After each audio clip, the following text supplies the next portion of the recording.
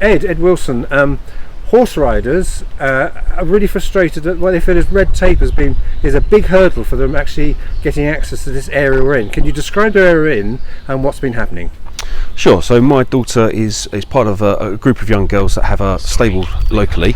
They like to exercise their horses. They do so in schools, various yards around the county, but also they like to go and walk in the woods. They like to exercise their horses and hack them. And we've been doing it for many years, but of late we are finding access to the woods being restricted. There are gates, posts being put in place, no horse signs coming up, and essentially it's forcing my daughter, who's 13, and her friends who are as young as 6 up to 17, they've been forced out onto the road, and it's just not a safe environment for them on the road, where the woods are right on their doorstep and they can just enjoy what Harlow has to offer.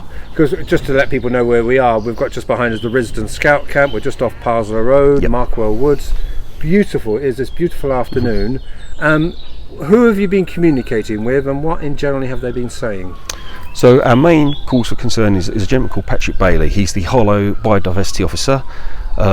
He seems to have taken it upon himself to restrict access.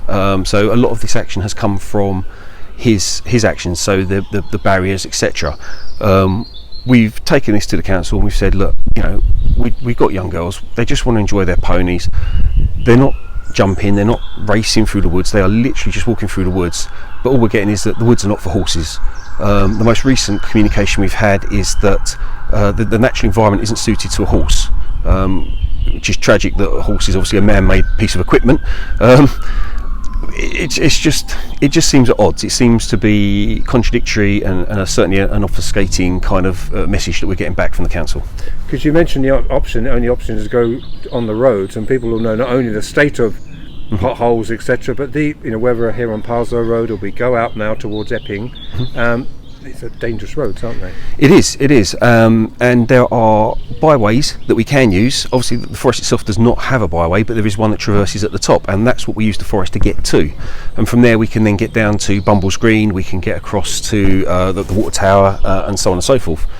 Sadly, the byway and the bridleway network in England in general is quite disconnected. You get a short run of bridleway and then it stops and you're forced onto public roads or on public footpaths or whatever access that is deemed accessible.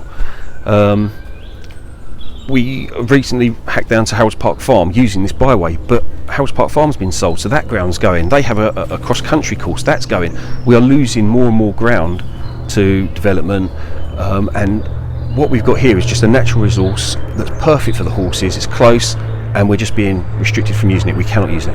What do young people, for the avoidance of doubt here, what do young people get out of horse riding out here or anywhere?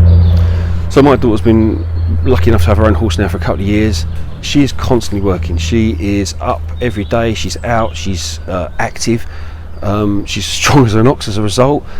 But they've got this whole social engagement. They've got a good community, a good friendship amongst themselves.